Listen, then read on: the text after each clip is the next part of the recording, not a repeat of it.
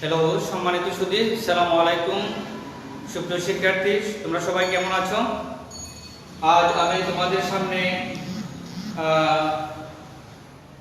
নবম দশম শ্রেণীর বাংলা দ্বিতীয় পত্র নিয়ে আমি হাজির হয়েছি। আমি শওকত আলী আহমেদ, সহকারী শিক্ষক, সরকারি এসসি বালিকা উচ্চ বিদ্যালয় সুনামগঞ্জ।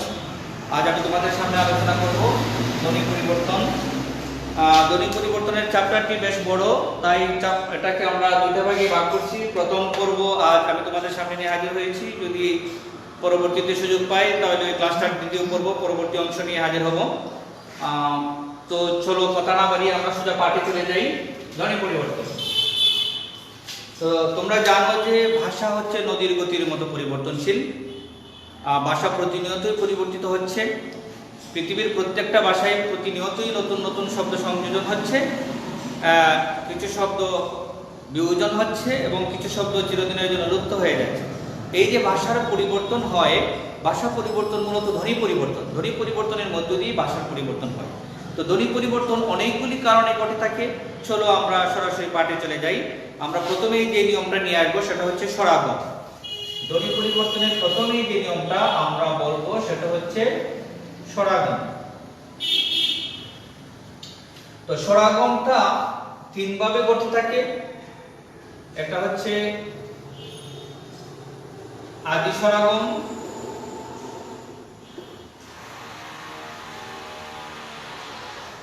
মধ্য স্বরাগম, অন্ত স্বরাগম।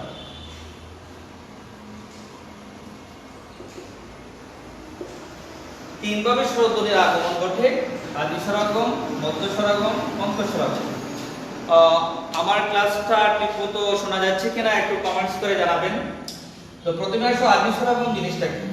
আমরা কোনো ধ্বনি উচ্চারণের সময় শব্দের প্রথমেই একটা স্বরধ্বনির আগমন ঘটে। শব্দের প্রথমেই যদি স্বরধ্বনির আগমন ঘটে ওটাকে বলা হয় আদি স্বরাগম। যেমন আমরা উচ্চারণ করলাম স্কুল। স্কুল একটা শব্দ, ওটাকে আমরা স্কুলকে অনেক সময় উচ্চারণ করি স্কুল। তাহলে স্কুলকে উচ্চারণ করলাম স্কুল। এই প্রথমে একটা স্বরধ্বনির আগমন ঘটিয়ে ফেললাম, এটাকে বলা হয় আদি স্বরাগম। আমি একটু চেক করে নেই ঠিক আছে কিনা।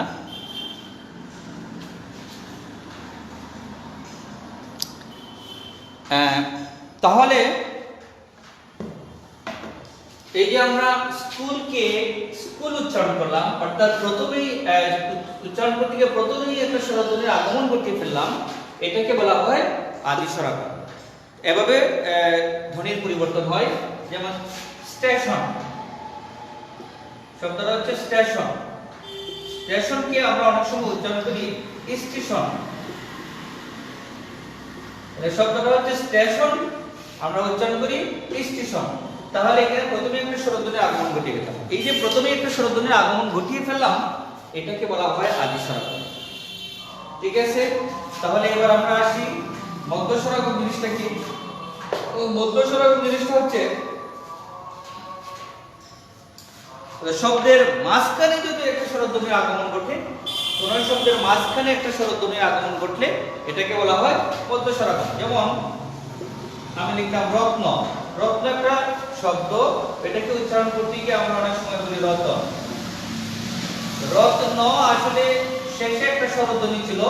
রত্ন বললে শেষে একটা স্বরধ্বনি থাকে, কিন্তু এই শেষের স্বরধ্বনিটা যখন মাঝখানে চলে আসে তখন আমরা এটাকে বলি মধ্য স্বরাগম। অর্থাৎ স্বরধ্বনিটা ছিল শেষে, চলে আসছে। রতন বললে এখানে স্বরধ্বনিটা এখানে চলে আসে। তাহলে স্বরধ্বনিটা মাঝখানে চলে আসছে, রত্ন থেকে রতন মাঝখানে চলে আসলে এটাকে বলা হয় মধ্য স্বরাগম। এরকম ভাবে আমরা উচ্চারণ করতে পারি। যেমন ধরো গ্রাম। গ্রাম, গ্রামকে আমরা উচ্চারণ করি গ্রাম। তাই মাঝখানে স্বরধ্বনির আগমন ঘটলে এটাকে বলা হয় মধ্য স্বরাগম। তাহলে মধ্য স্বরাগম আমরা দেখলাম যে স্বরধ্বনির আগমন ঘটতে পারে আদি স্বরাগম, মধ্য স্বরাগম, অন্ত স্বরাগম জিনিসটা কি। অর্থাৎ শব্দের শেষে স্বরধ্বনির আগমন ঘটলে হ্যালো ওকে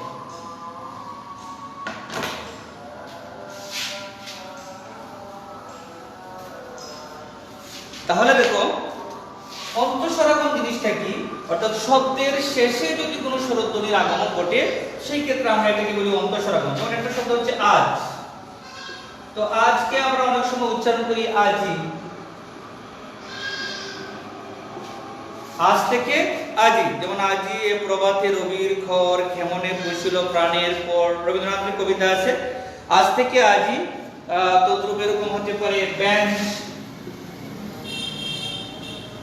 বেঞ্চ থেকে আমরা দিলাম বেঞ্চি, বেঞ্চ থেকে বেঞ্চি। তাহলে এখানে শেষে একটা উকার শব্দটার যে স্থানে উচ্চারণ হওয়ার কথা সেখানে উচ্চারিত না হয়ে আগেই উচ্চারিত হয়ে গেলে সেটাকে বলে অপিনিহিত।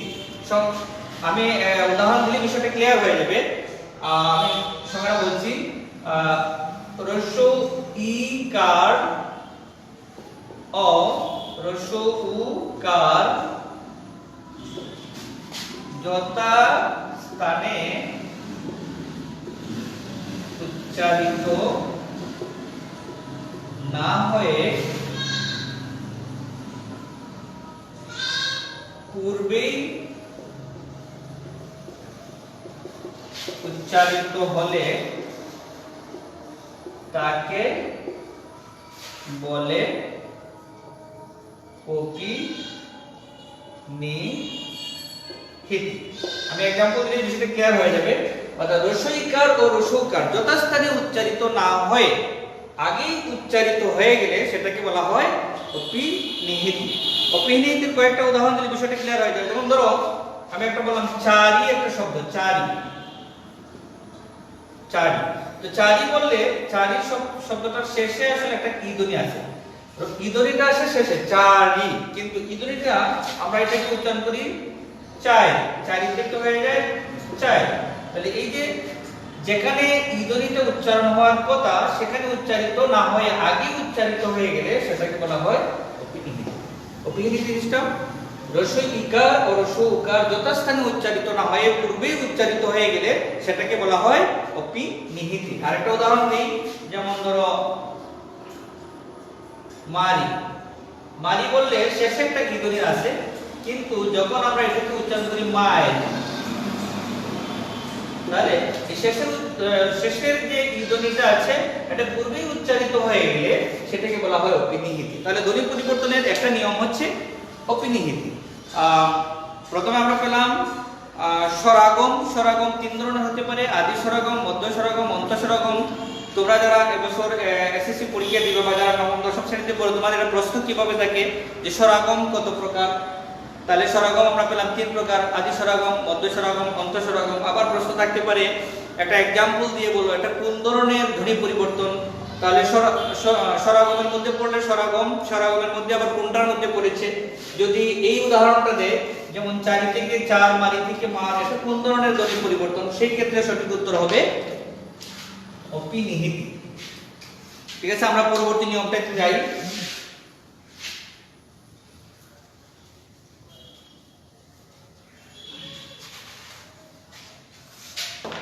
তিন নম্বর হচ্ছে অসমীকরণ।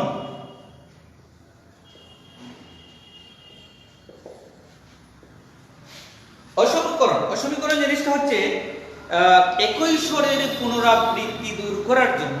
অসমীকরণের সংজ্ঞাটা বলছি, অসমীকরণ একই স্বরের পুনরাবৃত্তি দূর করার জন্য মাঝখানে স্বরধ্বনির আগমন ঘটলে সেটাকে বলা হয় অসমীকরণ। এটা হচ্ছে অসমীকরণের সংজ্ঞা। আমরা উদাহরণ দিলে জিনিসটা ক্লিয়ার হয়ে যাবে। অসমীকরণ একই স্বরের পুনরাবৃত্তি, যেমন ধরো দপ দপ, একটা শব্দ দপ যুগ দপ, অথবা টপ যুগ টপ। তাহলে দেখো দপ দপ এটা একই স্বর দুইবার উচ্চারিত হচ্ছে, টপ টপ একই স্বর দুইবার উচ্চারিত হচ্ছে। তাহলে একই স্বরের পুনরাবৃত্তি দূর করার জন্য মাঝখানে একটা স্বরধ্বনির আগমন ঘটে। এই মাঝখানে স্বরধ্বনির আগমন ঘটা এটাকেই বলা হয় অসমীকরণ। যেমন দপ দপ, দপ দপটা হবে দপ দপ, তাহলে মাঝখানে একটা আ ধ্বনির আগমন ঘটলো। দপ দপটা হয়ে গেল দপা দপ, তাহলে মাঝখানে কি হলো একটা আ ধ্বনির আগমন ঘটলো। তদ্রূপ টপ টপ, টপ টপটা হয়ে গেল টপা টপ, টপ টপ টপ হয়ে গেল টপা টপ। এখানেও মাঝখানে একটা আ-ধ্বনির আগমন করতে হবে। তাহলে এই যে একই স্বরের পুনরাবৃত্তি দূর করার জন্য মাঝখানে স্বরধ্বনির আগমন ঘটলে সেটাকে বলা হয় অসমীকরণ। তাহলে পরীক্ষা প্রশ্নটা কিভাবে থাকে? পরীক্ষা প্রশ্নটা একটা एग्जांपल দিয়ে বলবে এটা কোন ধরনের ধ্বনি পরিবর্তন, সেটা আমরা জানি যে অসমীকরণ। যদি আমরা নিয়মটা জানা থাকে তাহলে আমরা বলতে পারবো এটা অসমীকরণ। অথবা এভাবে প্রশ্ন থাকতে পারে একই স্বরের পুনরাবৃত্তি দূর করার জন্য মাঝখানে স্বরধ্বনির আগমন ঘটতে তাকে কি বলে? সেই ক্ষেত্রে অপশন দিবে স্বরাগম, অপিনিহিতি, অসমীকরণ। সেই ক্ষেত্রে আমাদের যদি সংজ্ঞাটা জানা থাকে তাহলে আমরা বুঝতে পারবো যে এটা হচ্ছে অসমীকরণ। এবার আসো স্বরসঙ্গতি। পরের যে নিয়মটা সেটা হচ্ছে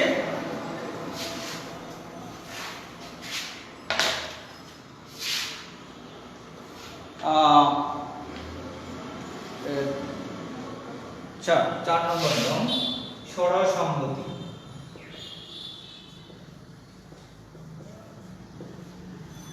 স্বরসঙ্গতি হচ্ছে ধ্বনি পরিবর্তনের একটা নিয়ম। তো এটা হতে পারে 5 ভাগে। এটা হচ্ছে প্রগত, এটা হচ্ছে পরাগত, আর এটা হচ্ছে প্রগত, পরাগত, আর এটা হচ্ছে মধ্যগত,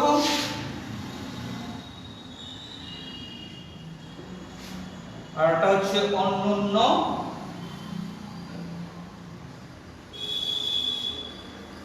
এটা হচ্ছে চলিত বাংলায় স্বরসঙ্গতি। চলিত বাংলায় স্বরসঙ্গতি। তো সুপ্রিয় শিক্ষার্থী, আমরা আসলে প্রত্যেকটা উদাহরণ দিলে তোমাদের বিষয়টা ক্লিয়ার হয়ে যাবে যে স্বরসঙ্গতি জিনিসটা কি। স্বরসঙ্গতি জিনিসটা হচ্ছে একটি ধ্বনির প্রভাবে অপর ধ্বনি পরিবর্তিত হলে, একটি ধ্বনির প্রভাবে অপর ধ্বনি পরিবর্তিত হলে সেটাকে বলা হয় স্বরসঙ্গতি। তো এই স্বরসঙ্গতিটা হতে পারে 5 ভাবে: প্রগত, পরাগত, মধ্যগত, অনন্য এবং চলিত বাংলায় স্বরসঙ্গতি। তাহলে এখানে তোমাদের একটা প্রশ্ন থাকতে পারে যে স্বরসঙ্গতি কত প্রকার? স্বরসঙ্গতি হচ্ছে 5 প্রকার। অপশন থাকতে পারে 2 প্রকার, 3 প্রকার, 4 প্রকার, 5 প্রকার। তাহলে স্বরসঙ্গতি হচ্ছে 5 প্রকার। প্রগত, প্রগত মানে হচ্ছে পূর্বের স্বরধ্বনি পরের স্বরধ্বনিকে, মানে পূর্বের ধ্বনি পরের ধ্বনিকে পরিবর্তন করলে সেটাকে বলা হয় প্রগত। পরাগত হচ্ছে পরের ধ্বনি পূর্বের ধ্বনিকে পরিবর্তন করলে সেটাকে বলা হয় পরাগত। মধ্যগতটা হচ্ছে সাইডের দুইটা ধ্বনি মাঝখানেরটাকে পরিবর্তন করলে সেটাকে বলা হয় মধ্যগত। অনন্য হচ্ছে দুইটা ধ্বনি পরিবর্তিত হয়ে নতুন কোন রূপ লাভ করলে সেটাকে বলা হয় অনন্য। আরেকটা আছে চলিত বাংলায় স্বরসঙ্গতি, যেটা আমরা চলিত বাংলায় কথা বলে থাকি। তো আসো আমরা প্রত্যেকটা একটা করে উদাহরণ দিই, তাহলে জিনিসটা তোমার কাছে ক্লিয়ার হয়ে যাবে। যেমন আমি প্রথমটা একটা উদাহরণ দিলাম, মূলা। মূলাকে অনেক সময় আমরা মূলু বলে থাকি, মূলু। বিষয়গুলি খুব সূক্ষ্ম, তোমাকে চিন্তা করতে হবে। এটা হচ্ছে প্রগত, মানে পূর্বের ধ্বনি পরের ধ্বনিকে পরিবর্তন করেছে। কিভাবে করেছে? মোলা। এটা অনেকটা সূক্ষ্ম বিষয়। যেমন আমরা যদি উচ্চারণ করি মু, তাহলে আমাদের টুট দুইটার নাম আছে, কিন্তু নিচের টুটের নাম হচ্ছে অদর, উপরের টুটের নাম হচ্ছে অষ্ট। নিচের টুটের নাম অদর এবং উপরের টুটের নাম অষ্ট। এই টুট দুটা আমরা যখন মৌ উচ্চারণ করি তখন আমাদের টুট দুটা গোলাকৃতি হয়, গোলাকৃতি মো।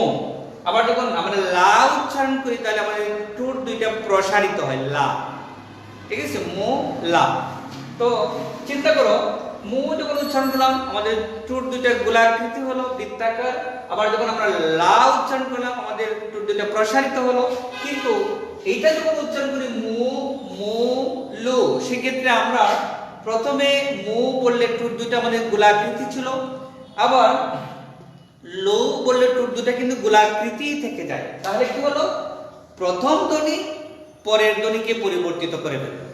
তো প্রথম ধ্বনি পরের ধ্বনিকে পরিবর্তন করলে সেটাকে বলা হয় প্রগত স্বরসঙ্গতি। আমি আশা করি বিষয়টা তোমাদের বোঝাতে পারলাম। প্রথম ধ্বনি পরের ধ্বনিকে পরিবর্তন করলে সেটাকে বলা হয় প্রগত স্বরসঙ্গতি। আবার পরের ধ্বনি পূর্বের ধ্বনিকে পরিবর্তন করলে সেটাকে বলা হয় পরাগত স্বর সংগতি। যেমন আমি উদাহরণ দিই, সেটা ক্লিয়ার হয়ে যাবে। যেমন ধরো একটা শব্দ হচ্ছে দেশি, দেশি।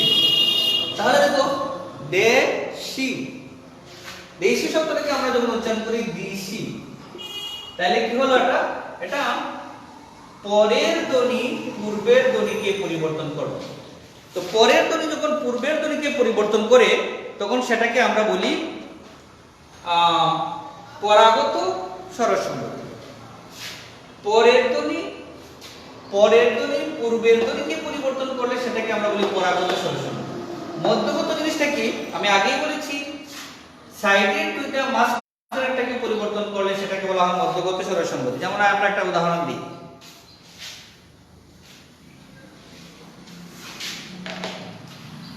মনে করো লিখলাম বিলাতি, বিলাতি। তো বিলাতিটা বি ই ধ্বনি, আবার তি ই ধ্বনি, লা এটা আবার আ ধ্বনি। সেক্ষেত্রে বিলাতিটা হয়ে গেল বি লি তি। তাহলে বিলাতিটা যখন আমরা বিলিতি বলি সেই ক্ষেত্রে মাঝখানের ধ্বনিটা পরিবর্তন হয়ে গেছে। তাহলে সাইডের দুইটা ধ্বনি মাঝখানের ধ্বনিটাকে পরিবর্তন করে হয়ে গেছে বিলিতি। সেই ক্ষেত্রে এটাকে আমরা বলি মধ্যগত স্বর সংগতি। এবার আসো অনুন্ন স্বর সংগতি। অনুন্ন স্বর সংগতির একটা উদাহরণ দিই।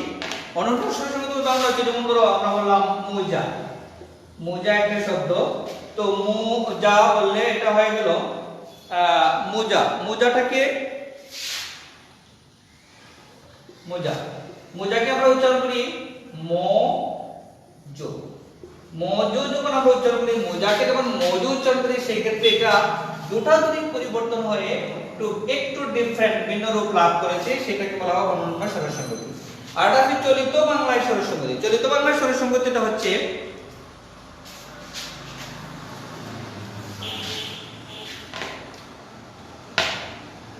যেমন ধরো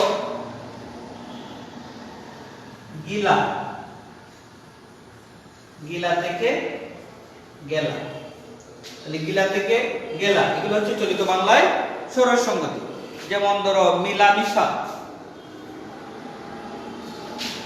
এখানে উদাহরণ দেই, যেমন মিলামিশা, মিলামিশা থেকে হয়ে গেল মেলামেশা। এই যে এটা হলো চলিত বাংলায় স্বর সংগতি। তাহলে দেখো আমরা স্বর সংগতি পেলাম 5 প্রকার। কয় প্রকার? 5 প্রকার। প্রগত, পরাগত, মধ্যগত, অনুন্ন, চলিত বাংলায় স্বর সংগতি। এরপরে আমরা যে নিয়মটাতে যাব সেটা হচ্ছে সম্প্রকর্ষ বা সরল, 5 নম্বর।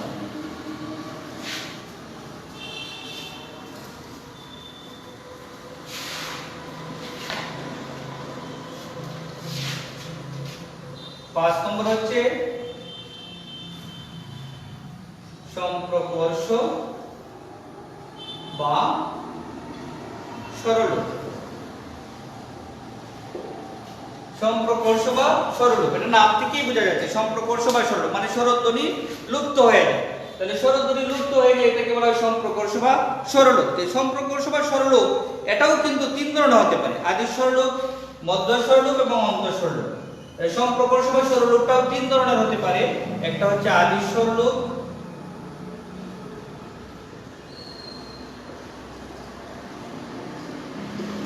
দুই নম্বর হচ্ছে মধ্য স্বরলোপ,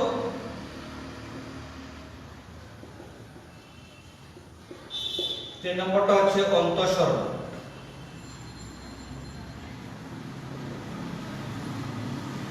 তাহলে স্বরলোপ, সম্প্রকর্ষ বা সরললোপ 3 ধরনের হতে পারে: আদি স্বরলোপ, মধ্য স্বরলোপ, অন্ত স্বরলোপ। তাহলে আমরা উদাহরণ দিলে বিষয়টা ক্লিয়ার হয়ে যাবে। আদি স্বরলোপ আমরা থেকে বুঝতে পারতেছি, নাম থেকে বা সংজ্ঞা থেকে বুঝতে পারতেছি স্বরলোপ মানে স্বরধ্বনি লুপ্ত হয়ে যায়। তো আদি স্বরলোপে যেমন ধরো একটা শব্দ অলাভ, অলাভ একটা শব্দটা ছিল অলাভ, তারপরে হয়েছে এটা লাভ, অলাভ থেকে হয়েছে এটা লাভ, মানে অটা লুপ্ত হয়ে গেছে। ওই যে আদি স্বরলোপ, তাহলে স্বরের প্রথম ধ্বনিটা লুপ্ত হয়ে গেছে। অলাভু থেকে এটা হয়েছে লাভু। পরবর্তীতে এই বটা লুপ্ত হয়ে এটা হয়েছে লাভ, যেটা আমরা সবজি হিসেবে এখন খাই। তাহলে আদি স্বররূপ মানে হচ্ছে শব্দের বা ধ্বনির শব্দের প্রথম যে ধ্বনিটা লুপ্ত হয়, প্রথম ধ্বনি লুপ্ত হয়ে যেটা তাকে এটাকে বলা হয় আদি স্বররূপ। যেমন অলাভু, তাহলে অলাভুর অ ধ্বনিটা লুপ্ত হয়ে হয়েছে লাভু, তারপরে এই ভ ধ্বনিটা লুপ্ত হয়েছে লাভ। এটা কিন্তু এক দুদিনে হয় নাই। এই যে মানে আমরা জানি যে সংস্কৃত থেকে প্রাকৃত, তারপর প্রাকৃত থেকে অপভ্রংশ, অপভ্রংশ থেকে বাংলা, এটা কিন্তু হাজার বছরের ব্যবধানে কিন্তু ভাষা পরিবর্তন হয়, ধ্বনির পরিবর্তন হয়। এটা কিন্তু এক দুদিনে হয় না, ঠিক আছে? তাহলে শব্দটা ছিল মূলত অলাভু, তারপর থেকে হয়েছে লাভু, তারপর থেকে বটা লুপ্ত হয়ে হয়েছে লাভ। এটাকে বলে আমরা আদি স্বররূপ। মধ্য স্বররূপ,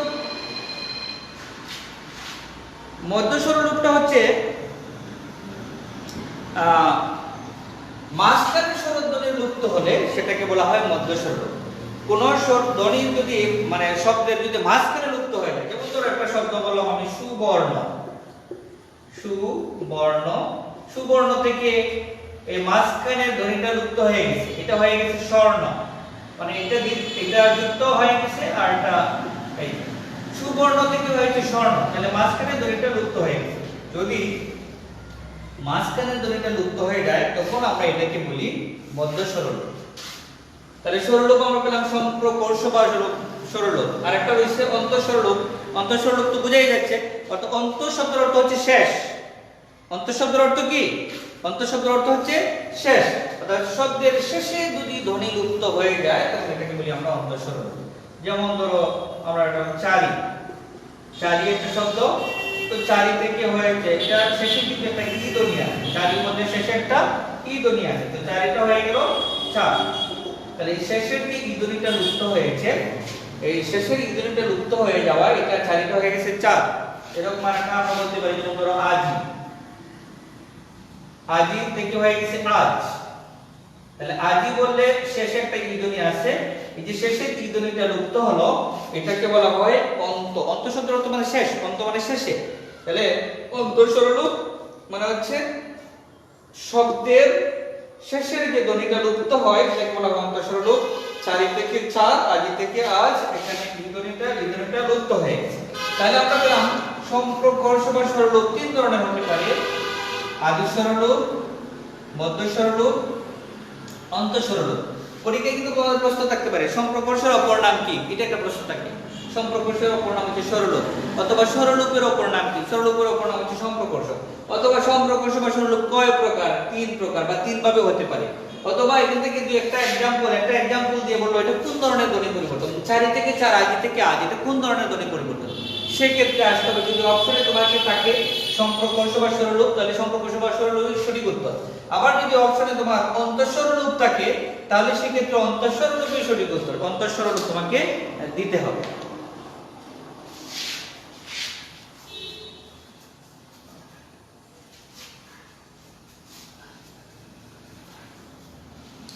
তো সুপ্রিয় শিক্ষার্থীবৃন্দ, আসলে মানে ধ্বনি পরিবর্তনের চ্যাপ্টারটা অনেক বড়, আমি আরেকটা নিয়ম করেই ক্লাসটা শেষ করে দেব। 6 নম্বর নিয়মে যাই। 6 নম্বর নিয়মটা আমরা বলবো ধ্বনি বিপর্যয়। ধ্বনি বিপর্যয়। তো ধ্বনি বিপর্যয় জিনিসটা কি? বিপর্যয় শব্দ থেকেই বোঝা যাচ্ছে, বিপর্যয় শব্দটার সাথে আমরা পরিচিত। অর্থাৎ আমরা কোনো শব্দ উচ্চারণ করার সময় যদি ধ্বনিগুলি বর্ণগুলি পরস্পর স্থান পরিবর্তন করে সেটাকে বলি আমরা ধ্বনি বিপর্যয়। ধ্বনিগুলি বা বর্ণগুলি যদি পরস্পর স্থান পরিবর্তন করে উচ্চারণের ক্ষেত্রে, সেই ক্ষেত্রে এটাকে আমরা বলি ধ্বনি বিপর্যয়। যেমন আমরা দুই একটা উদাহরণ দিলে বিষয়টা ক্লিয়ার হয়ে যাবে। আমরা অনেক সময় রিকশা, রিকশাকে উচ্চারণ করি রিস্কা, এটা আমরা অনেক কি করি, এই রিকশা এদিকে আয়, এই রিস্কা, ড্রাইভারকে আমরা ডাকি এই রিকশা অথবা এই রিস্কা।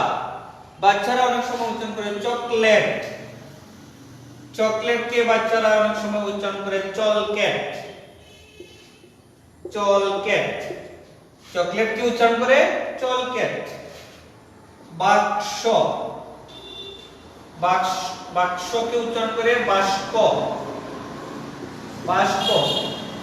অথবা এরকম অনেক উচ্চারণ আছে, এটা তোমাদের জানা আছে, যেমন ফাল, ফাল রে, ফাল বা লাফ, লাফ রে আমরা উচ্চারণ করি লাফ, আসলে শব্দটা হচ্ছে লাফ, এটারে আমরা বলি ফাল, ফাল লাফ। এই যে এক্সাম্পল গুলো দিলাম, এটাকে বলা হয় ধ্বনি বিপর্যয়। তাহলে ধ্বনি বিপর্যয় জিনিসটা হচ্ছে যখন আমরা কোন শব্দ উচ্চারণ করার সময় ধ্বনিগুলি পরস্পর স্থান পরিবর্তন করে অথবা বর্ণগুলি পরস্পর স্থান পরিবর্তন করে, সেক্ষেত্রে আমরা এটাকে বলি ধ্বনি বিপর্যয়। সুপ্রিয় শিক্ষার্থীবৃন্দ, আমি আগে বলেছি ধ্বনি পরিবর্তনের চ্যাপ্টারটা বেশ বড়। আজ প্রথম পর্ব তোমাদের সামনে আলোচনা করলাম, নেক্সট যদি সুযোগ হয় তাহলে দ্বিতীয় পর্ব নিয়ে তোমাদের সামনে হাজির হব। সুপ্রিয় শিক্ষার্থীবৃন্দ, তো আজ এই পর্যন্তই, আমি আর কথা বাড়াচ্ছি না। ক্লাসটি নিশ্চয়ই তোমাদের ভালো লেগে থাকলে তোমরা কমেন্টস করে জানাবে। আর হচ্ছে তোমরা এই করোনা মহামারী কালীন সময়ে তোমরা ঘরে থাকবে, সুস্থ থাকবে, Sylhet division online school follow করবে। আরো অনলাইন অনেক স্কুল আছে, সুনামগঞ্জ আছে, হাওড়াকন্যা সুনামগঞ্জ অনলাইন স্কুল, তোমরা ফলো করবে। তোমরা লাইক কমেন্টস করে আমাদেরকে জানাবে, তাহলে আমরা আরো ক্লাস নিতে উদ্বুদ্ধ হব, উৎসাহী হব। তো আজ এ পর্যন্তই, তোমরা সবাই ভালো থেকো, সুস্থ থেকো, ধন্যবাদ সবাইকে।